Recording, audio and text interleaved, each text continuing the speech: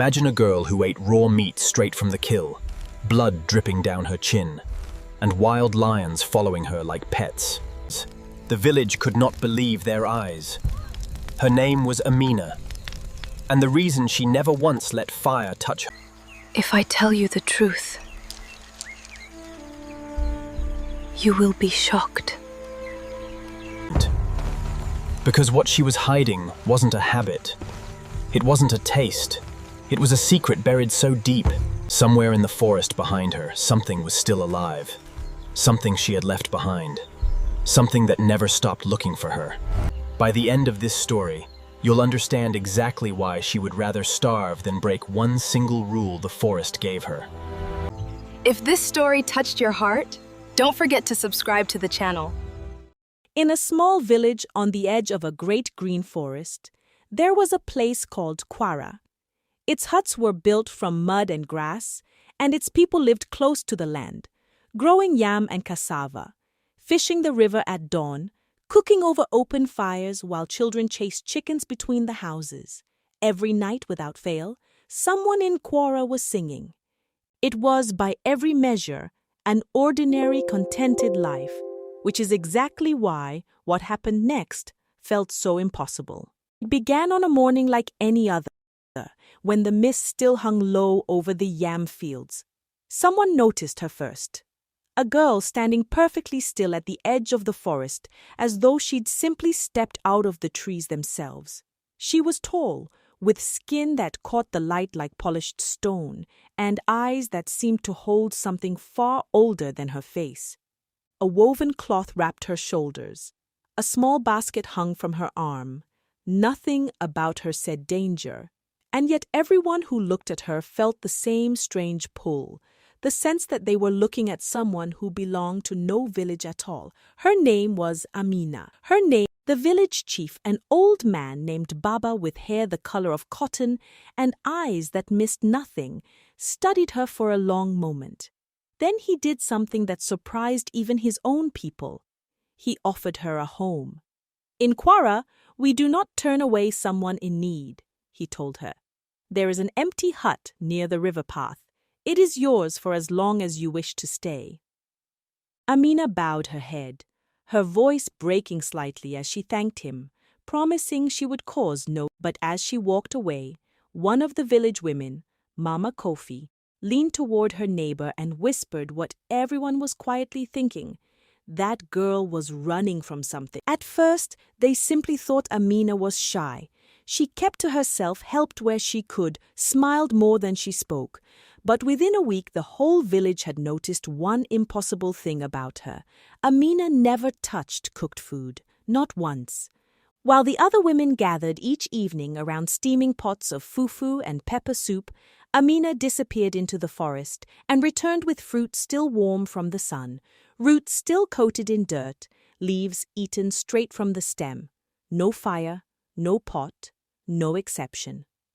When Mama Kofi invited her to share the evening meal, Amina only shook her head gently. "I only eat what the forest gives me," she said, raw as it grows.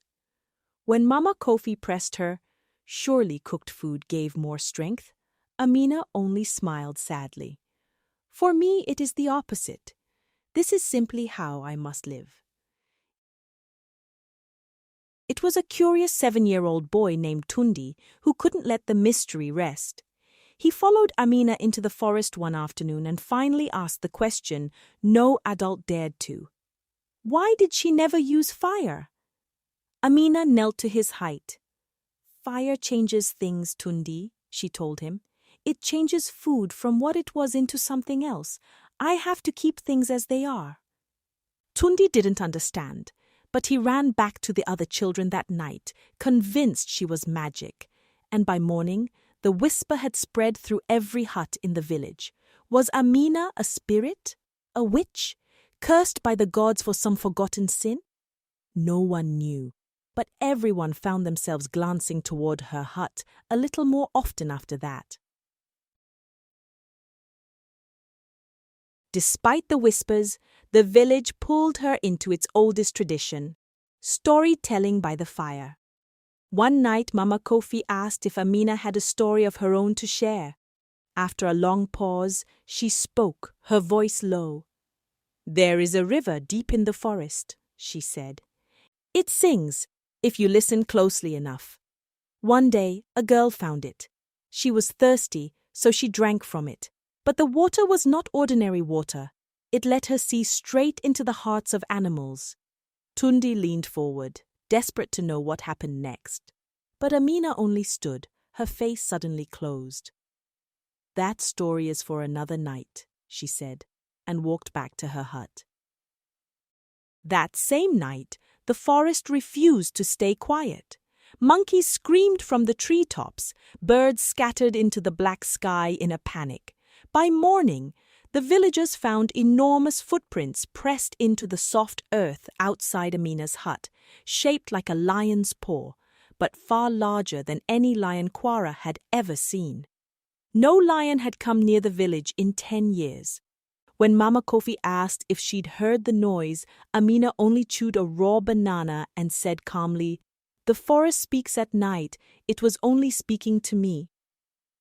Days later, a hunter named Wami crept through the forest tracking a wounded antelope and stopped cold at what he found instead. Amina, kneeling in a clearing, speaking softly to a massive snake coiled at her feet, its head tilted toward her like an obedient dog, listening instead of striking. Wami ran straight back to the village and told everyone what he'd seen. By nightfall, the people of Quara had made a decision. It was time to ask Amina the truth, no matter how hard the question. They found her sitting outside her hut, almost as if she'd been waiting. "We have welcomed you as family," Baba said gently. "Now we ask you as family, why do you eat only what is raw? What are you hiding from us?" Amina's eyes filled with tears.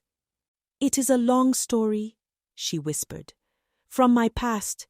If I tell you, you will be shocked." She took a shaking breath and began. "It started when I was a child.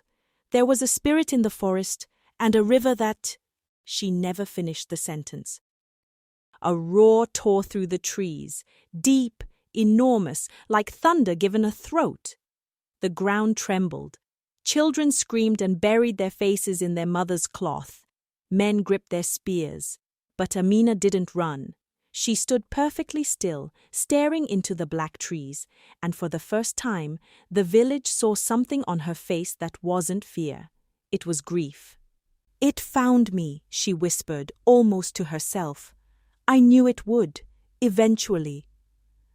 The trees parted and out walked the largest lion anyone in Quara had ever seen, its mane streaked gold and black, its eyes burning amber in the firelight.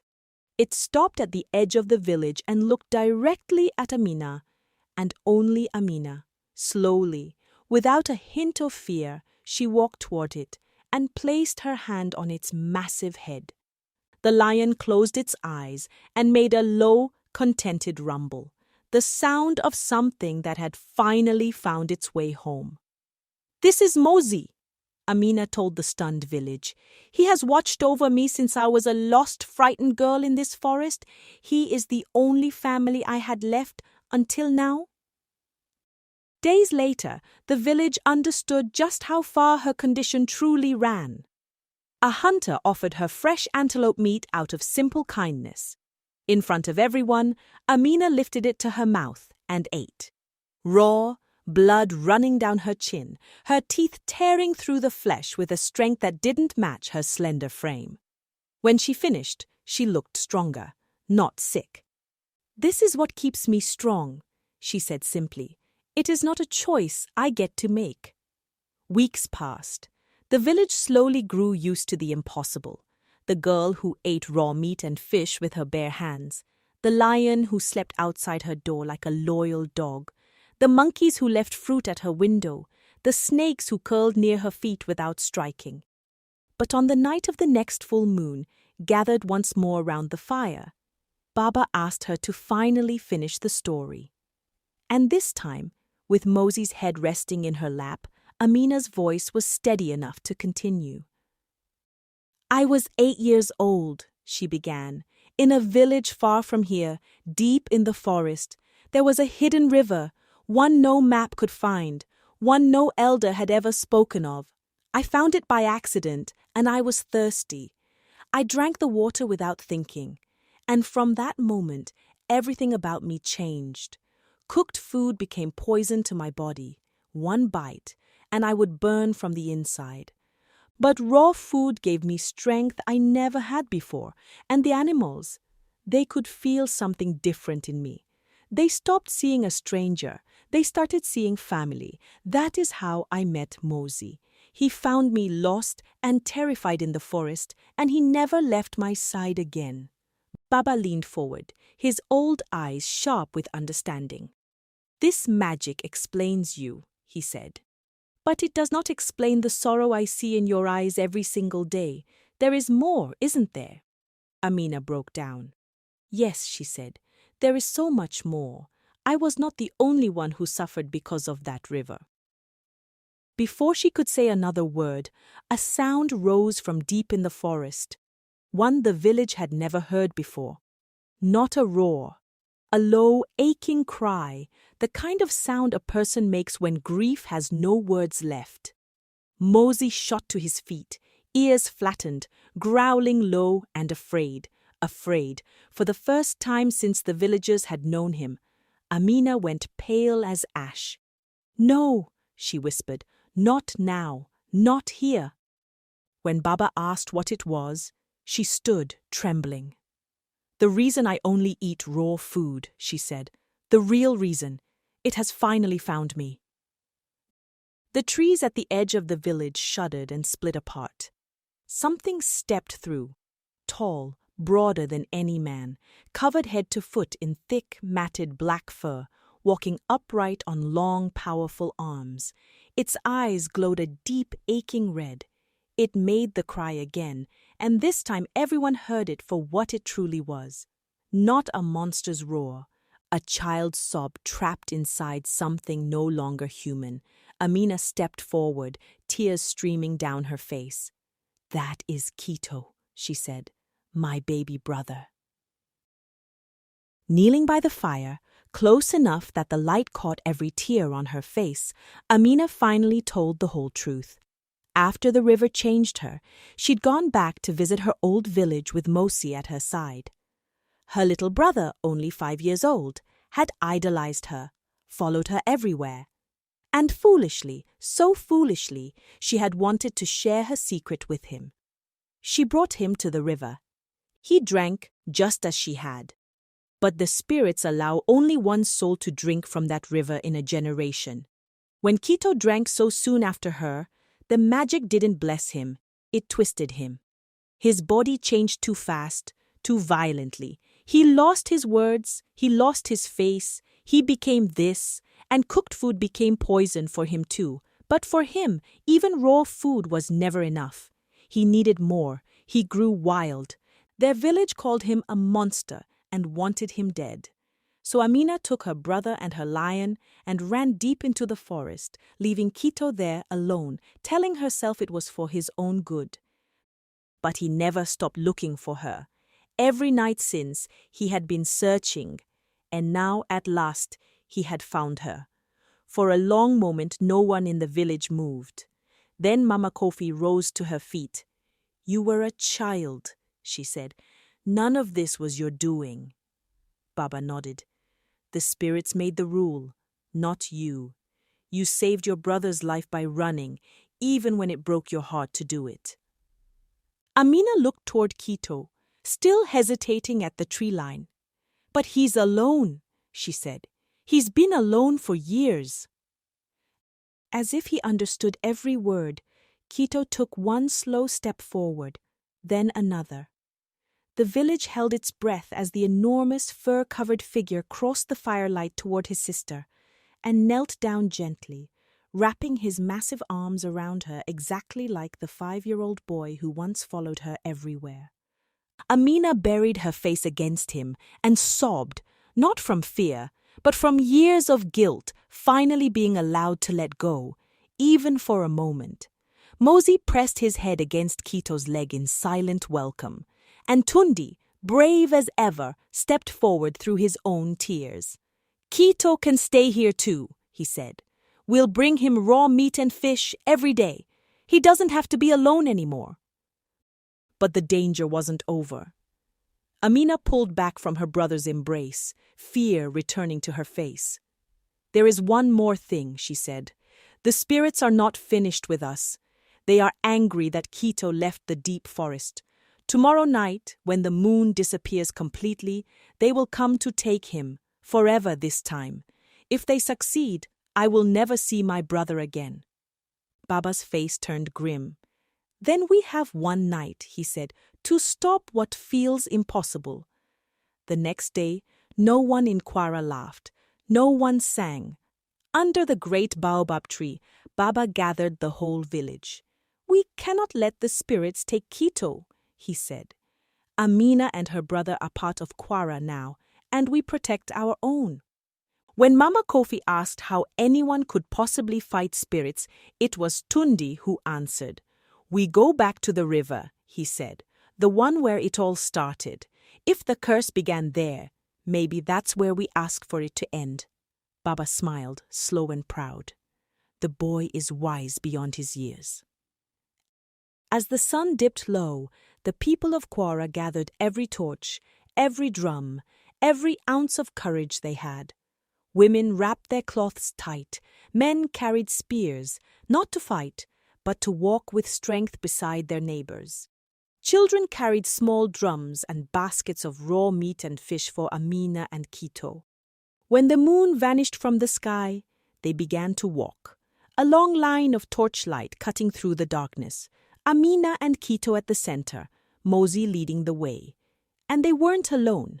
Monkeys swung through the branches above. Birds circled overhead. Even a distant elephant fell into step behind them, as if the whole forest itself had decided to march alongside its children.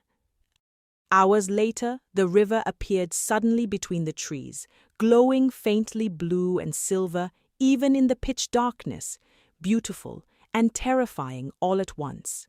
Amina stepped to the water's edge. "Great spirits of the river," she called, "we come with respect. We come with love, not defiance." The wind tore through the trees. Mist rose from the water in thick coils, twisting into tall, faceless shapes of light and shadow, eyes like distant stars, voices that spoke as one. "Why do you come?" they asked. "The rule was broken. The boy must pay the price." Kito hid behind his sister, letting out a broken, wordless cry. Amina bowed low. "I was young and foolish when I brought my brother here," she said. "Look at what he has suffered every day since. His voice taken, his home taken, his childhood taken. Is that not enough of a price already?" One by one, the people of Kwara stepped forward to add their voices to hers. Baba spoke of forgiveness, holding the world together just as much as rules did. Mama Kofi insisted that if a price must be paid, it should fall on someone who chose this path, not a boy who only followed love. And Tundi, placing fruit and flowers at the water's edge, simply asked the spirits to be kind, because all Kito wanted was to go home. The spirits went still. Their star-like eyes moved slowly over the crowd, over the animals who had walked beside them, over the children clutching flowers, over Amina, still bowed at the water's edge. And then, for the first time in longer than anyone could measure, the spirits spoke with something that almost sounded like mercy. "Love is stronger than rules," they said. "We see the truth now, at last. The girl did not drink for power. She drank by accident. The boy drank only for love of his sister. The curse on the boy will be lifted, but the magic cannot vanish completely. Both of you will always need what is raw. The animals will always call you family. This is the price of what was given and what cannot be fully undone. The boy alone may choose what comes next." As the spirit's words faded into the mist, the thick black fur covering Kito's body began to glow faintly, then shrink, then fade slowly, painfully, like years being peeled back one at a time. His hunched shoulders straightened, his arms shortened. The red in his eyes dimmed into something warmer, something achingly human. When it was over, standing where the beast had been was a tall young man. Not the 5-year-old boy Amina remembered, but not a monster either. Just Quito, grown, scarred, but whole. "Quito!" Amina cried, running to him, his voice deep and rough from years of silence but unmistakably his own, answered simply, "Sister, thank you." The river spirits spoke one final time. "Live well," they said. "Respect what the forest has given you. Stay pure, stay raw, stay close to the wild that saved you. This river will always be watching." Then the mist folded back into the water, and the spirits were gone, as though they had never been there at all. The village erupted. Drums pounded. Voices rose into song. They danced by the river until the first light of morning touched the trees. And when they finally walked home to Quara, it was as an even bigger family than the one that had left the night before. Quito stayed in the village, tall and human once more, though his teeth stayed strong and his meals stayed raw. Amina still ate her fish and fruit fresh from the earth. Mosey still slept outside her door every night, and the animals of the forest never stopped visiting. The village told this story to every child born after that night, the story of the girl who ate raw meat with blood on her chin, the lion who loved her like family, and the brother she never stopped searching for. They learned something from Amina that no lesson, no elder, no old story had ever quite taught them before. That love, real love, doesn't ask what shape you're in to keep fighting for you. And from that day forward, no one in Quara ever wasted food again. They respected the forest that had given them so much. And when strangers appeared at the tree line, afraid and alone, the people of Quara welcomed them without hesitation. Because once, not so long ago, a stranger named Amina had taught them exactly what that welcome could mean.